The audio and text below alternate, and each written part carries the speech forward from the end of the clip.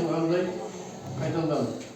Қарап отырғанша, бізде агробанктың кредиті алың 25% саны, 4 жылға 5 жылға 17 миллионлық бар, 20 миллионлық бар, 100 миллионлық бар. 17 миллион кредитіміз 4 жылға, алда имтиязды дәуір 25%-дан. Ал 50 миллион кредитіміз 5 жылға беріледі. Бұл hammasini pastga qisib beriladi.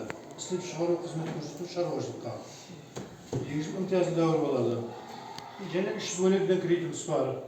300 бөлігі 62 айға беріледі қазіргі уақытта. Олар 100 миллионға шейін кепілдік типарында ары қарай залогпен беріледі. Ishlab chiqaruv xizmat ko'rsatuv chorvachilik. Бүгінгі күнде және айларли кредитіміз ашылып қайтымдан.